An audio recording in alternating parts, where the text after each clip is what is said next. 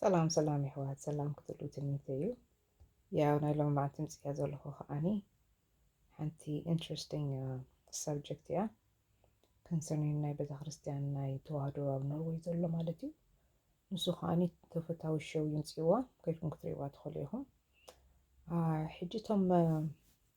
دليت فتحي دليت سلام أنصار ناي منغستي ناي إسياس أفوركي ناي كوميونست إسياس مالتيو ንሳቶም እዮም ናብቲ ቤተክርስትያን መፅዮም ሓደ ሓደ ነገራት ተፈፂሙ ማለት እዩ ንሱ ከዓኒ ደፈናሊ ኣነ ከምዚ መስለኒ ማለት እዩ ከምቲ ንሳቶም ዝተሰምዖም ከምቲ ጌጋታት ዝፍፅም ዘሎ ኣብ ዓለም ሙሉእ ንሪኦ ዘለና እዚ ኩሉ ሽግር ቤተክርስትያን እትረኽቦ ዘላ ተዋህዶ ይኹን ኣብ ካቶሊክ ይኹን ሸይጣን ጎሪስዎ እዩ ዘሎ ሕጂ መብዛሕቶም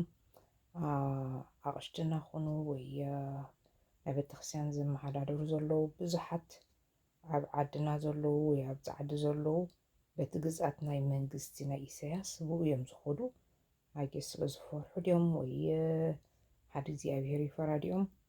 መብዛሕቶም ኣንደር ናቱ እዮም ኮይኖም ዘለዉ ነቲ ሓቂ ሓቂ ይብልዎን እዮም ኩሉ ግዜ ሽግር ኣሎ ማለት እዩ እዚ ዘሎ እዩ ኩልና ንፈልጦ ኢና ኦኬ ሕጂ ዘሎ ዘረባ እቶም ደለይቲ ፍትሒ 100% ሽግር ኣሎ ሽግር ከም ዘሎ ፈሊጦም እዮም መፅኦም ንሱ ከዓኒ 100% ኣነ ምስኣቶም እየ ዝኾነ ኢብል ነገር ዝካየድ ዘሎ ኣብ ዓለም ማለት እዩ እኳ ኣብቲ ቤተክርስትያንና ውሽጢ ኩላህና ክንትስእ ኩላህና ክንዛረብ ኤጌንስት ስራሕና እዩ ናይ ክርስቲያን ስራሕ እዩ ስኢልና ንሕማቕ ነገር ክንሪኦ የብልናን እንታይ ደኣ ንሕናስ ቤተክርስትያናት ክንሞተላ ክንቃለሰልና ስራሕና እዩ ከም ክርስቲያን መጠን ስኢልና ሕማቕ ክንርኢ ግቡእና ኣይኮነን ንባዕሉ ዘይምዝራብ not to stand up for the church not to stand up for the truth ሓጢያት እዩ ሕጂ ዝገብርዎ ዘሎ ዘበጊሰሞ ዘሎ መገዲ 100% ኣነ ምስኦም እየ I'm against whatever is taking place ኣብ ቤተክርስትያን ዝኩሉ ይብል ነገር ዝካየድ ዘሎ ማለት እዩ እኳ ካብ ጳጳስ ናይ ተዋህዶ ካብ ዝእሰራት ሒዙ ብጣዕሚ ክንደይ ግፍዕትን ክንደይ መከራን ረኺባ እያ ተዋህዶ ቤተክርስትያን ያው ሕጂ ከዓ ንሪኦ ኣለና ይዝርጋሕ ኣሎ ናይ ካቶሊክ ከተርፈ ማለት እዩ እዚ ከዓኒ እግዚኣብሔር ዘይፈትዎ ስራሓት ይካየድ ኣሎ ንዕኡ ከዓ ኩሉ ግዜ ድፍን ክንገብሮ ኣለና እቲ ሓቂ ነቶም ኣቕሽትና እቶም ናይ እግዚኣብሔር ኣቕሽትና ከዓ ድፍን ክንገብሮም ኣለና we have to stand up for our church for our faith እዚ ዘሎ እዩ ዘሎ ሽግር ሕጂ ኣነ ከም ዝተረድእኽዎ ግን ሓደ they were speaking about brothers ስልጣን I believe ሾው ዘሎ እዩ ማለት እዩ መፅኡ ሓደ ናቱ ዝተረኣየ ነገር ተዛሪቡ ነይሩ ናቱ እኳ ፖይንትታት ኣሎ ኣነ ምስኡ ዘይተረዳድእ ኩሉ ማለት እዩ ሓደ ፖይንት ካሎ ቆርቡ ዝተረድእ ማለት I can understand where he's coming from ግን ቀንዲ ዘይተረድናቱ ዘይደገፍኳ ነገር እንተላ እንታይ እያ ንሳ ከዓ እንታይ ተዛሪቡ መሰሎም ክንሕልወሎም ኣለና ኢሉ ነቶም ኣንጻር ዝሰርሑ ዘለዉ ሰባት ነቶም ናይ እግዚኣብሔር ቦታ ናይ እግዚኣብሔር ቤተክርስትያን ዘውድቕዋ ዘለዉ ኣብ ሕማቕ ኩነታት ዝሰርሕዎ ዘሎ ኩሉ ዝገብርዎ ዘሎ ስራሕ ስኒ ንዓታቶም ስኒ መሰሎም ክንሕልወሎም ኣለና ኣብዚ ዓብይ ጌጋ እዩ ተዛሪቡ ምክንያቱ ንሕና ናይ ማንም መሰሎም ክንሕልወሎም ኣይግበአናን እኳ ናይ ኣንጻር ክርስቲያን ኣንጻር ክርስቶስ ኣንጻር ሃይማኖትና ዝተሰአ ሰብ ኣብ ሓጢኣት ዘሎ ሰብ እናታቶም መሰሎም ክንሕልወሎም ግቡእና ኣይኮነን ሕጂ ኤግዛምፕል ክህበኩም ጌይ ሜሪጅ ወይ ከዓ ፕሮ ቾይስ እንድሕር ኮይኑ ሓደ ሰብ እናታቶም መሰሎም ክንሕልወሎም ኣለና ኢና ክንብል ማለት እዩ ኣብ ሓጢኣት እዩ ሓጢኣት ዓብ ሓጢኣት እዩ ኦኬ እዚ ከዓኒ ንሶሳይቲ ዘባላሹ እዩ ሕጂ ንዓታቶም ስኒ መሰሎም ክንሕልወሎም ኣይግበአናን ዝኾነ ሓጢኣት እዩ እዚ ጌጋ ኢልና ክንትስእ ክንዛረብ ነቲ ሓቂ ድፈን ክንገብር ግቡእና እዩ ኦኬ ምስኡ ሓንቲ ነገር እዚ እግሪ ዝገበርኩ ከዓ እንታይ ኣላ ኣብቲ ቤተክርስትያን ውሽጢ ኣትዮም እቲ ሽግራት ዘለዎም ስኒ ኣብቲ ውሽጢ ቤተክርስትያን ኣትዮም ክዛረብሉስ ኣይነበሮምን نعوس بوتا نيرو قبل كله خاني إزي أمسو أنا يدق فاي I agree with them حجي ناتي point كزاربية مالتي حجي زم سبات انت امتو زلو من نروي أتيوم زتزارب مالتيو أنتصار ناي حادة فازر ستفانوس مالتيو نتزارب مالتيو حادة كسام أخلو هو في الشو بعلاتهم استزارو هبقافن زسامعو مالتيو قداسي دوا بلنايو interrupt قرنايو ኢሎም እዮም ተዛሪቦም እዚ ንበዓሉ ዓብይ ጌጋ እዩ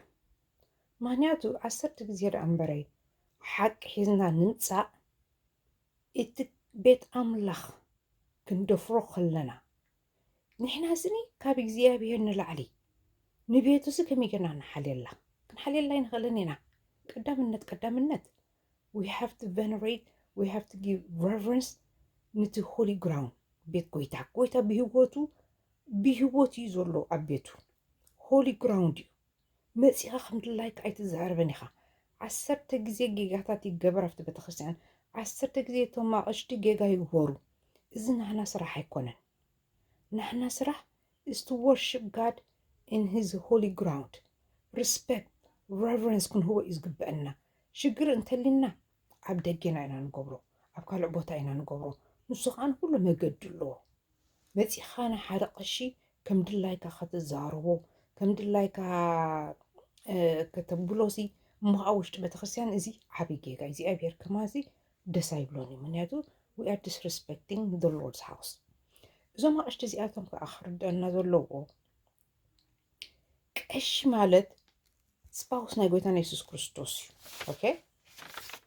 especially if this priest is a valid priest in Anzarab Zalana Hajj, a valid priest, okay? We have to respect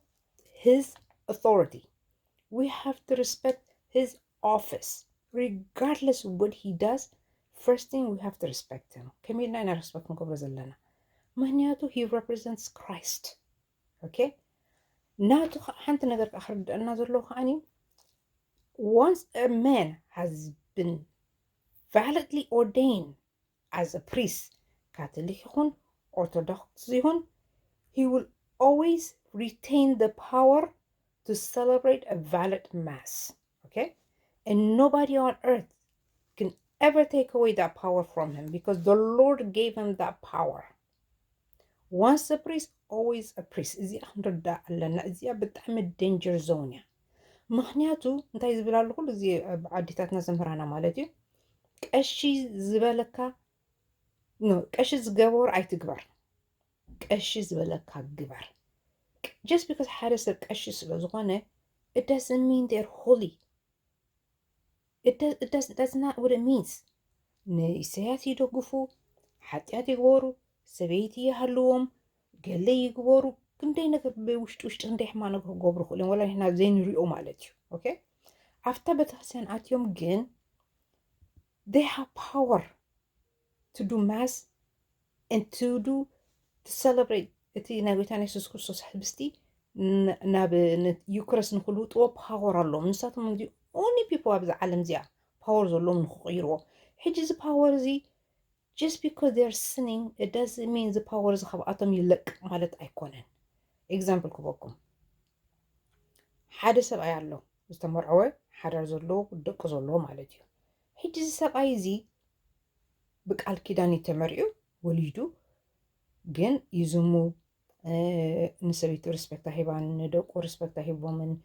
ሕማቅ ነገር ይገብር ደገ ኸይዱ ብዙሕ ነገር ትሰምዕ በት ሰብኣይ ማለት እዩ does this mean this man still is not the man of the house ማለት እዩ ሕጂ ኣይኮነን he's still the man of the house he's still a husband he's still the father of the children he's still the man of the house regardless of what he does the same thing with the priest okay matrimony priesthood is a calling እቲ priest ከኣኒ 10 ግዜ ወላ ጌጋታት ግብር ኣንስቱ ወላ ይውፅእ ወላ ፖለቲክ ኣትዩ ምስ ኢሳያስ ይደግፍ ኣይደግፍ ኣፍታ ቤተክርስትያን ውሽጢ ኣትዩ ማስ ክገብር ከሎ ግን we have to respect his office ንሕና መፂና ብሓይልና ንሕናስ ካብ እግዚኣብሔር ንላዕሊ ነታ ቤት ኣምላኽ ክንግደሰላ ንኽእል ኢና ዝብል ሰብ እዚ ሓሶት እዩ ጎይታ እንታይ ርኢ Are we respecting his sanctuary? Are we respecting his priest? Priest ማለት the spouse of our Lord ማለት ሰብ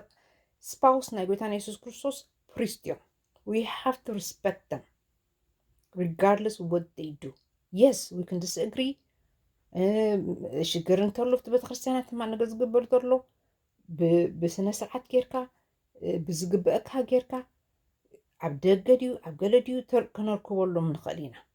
ተገደኻ እታ ቤተክርስትያን ገዲፍካ ካልእ ቤተክርስትያን እቲ ንዓኻ ዝመስል ቀሺ ኣምፂኻ ንዓኻ ዝሰማምዐካ ቀሺ ኣምፂኻ ክትምስርት ትኽእል ኢኻ እምበረ ኣብ ቤት ኣምላኽ ኣቲኻ ከም ድላይካ ክትዛረብ ከም ድላይካ ሓላይ መሲልካ ክትዛረብ who are we ንዓና ሓጢኣት ዘይረኣናሲ ናይቶም ኣቕሽቲ ሓጢኣት ኣብቲ ገዝኦም መፂና ኣብቲ ናቶም ሴንክቹሪ ናይ ስፓውሶም መፂና ከም ድላይና ዝግበሩ እዚ ትግበሩ ክንብሎም ንቐሺ እዚ ዓብይ ጌጋ እዩ ኦኬ ዓብይ ጌጋ እዩ we have no right to do that there is other ways to deal with them ጌጋታት ዝፍፅሙ ተሎ yes እዚ ጌጋ ይፍፀማሉ እዚ ቤተክርስትያን እዚ ኢልና ብስነ ስርዓት ብመገዱ ክነሕርዮ ክንዘራረበሉ ንኽንክእል ኣለና እዚኣ ክብል የድሊ ዘለኹ ምስኡ ከዓኒ ያው ሰልጠነ ሕቶ ሓቲትዎም ነይሩ ሓደ ብሓደ ቀሺሲ just because መስቀል ስለ ዝሓዘ መፅሓፍ ቅዱስ ስለ ዘንብብ ቅዳሴ ስለ ዝገብር doesn't make him a valid priest ይሉ ተዛሪቡ as long as that person is ordained a valid priest yes we have to respect his office regardless what he does privately regardless ዓሰርተ ግዜ ኢሳያስ ይወድሱ ዓሰርተ ግዜ ሓጢኣት ይግበር ሰበይቲ ይሃለዎ ቆልዓ ይውለድ that's not our business that's between him and God እዚኣ ስኒ ወዲ ሰብሲ ኣነፂሩ ክሪኣ ኣሎ ክርድኦ ኣለና እቲ ናይቶም ኣቕሽቲ እንታይነስኒ ንቐሽቲ እንድሕር ተንኪፍና ንእግዚኣብሔር ከም ዝተንከፍና ማለት እዩ ጎይታ ከማና ይሕጎሰልና ኦኬ ሽግር ተሊና ሽግርና ብኻልእና ኢና ንፈትሖ እምበር ተጓይኻ ሄድካ ንሓደ ቀሺ ከተናቕሱ እምኻ ውሽጢ ቤተክርስትያን ኣቲኻ ቅዳሴ ደው ኣቢልካ who are you to do that you have no right we have no right ንባዕልና እንታይ ሓጢኣት ፈፂምና ኢና መፂና ሽዑ ንዑናቱ ሓጢኣት ንርኢ ዘለና እዚኣ ክንፈልጥ ኣለና ኣነዚ እንታይ ዓይነት ሓጢኣት ኣለና ውሽጢ ሰብ ዘይፈልጦ መፂእ ድሓር ሓጢኣት ናይ ቀሺ ክዛረባ እምኻ ኣብ ቤተክርስትያን ውሽጢ ኣትየ እዚ ዓብይ ጌጋ እዩ ብጣዕሚ ዓብይ ጌጋ እዩ ክንርድኦ ኣለና ሓደራ እዚኣ ክብል መፂእ ዘለኹ እግዚአብሔር ጎይታ ልብና ይኽፈተልና anybody ሕቶ ዘሎ ወይ አንድ ዝተዛረበ ጌጋ ኮይኑ ዝስምዐኩም ዘሎ please leave comment God bless you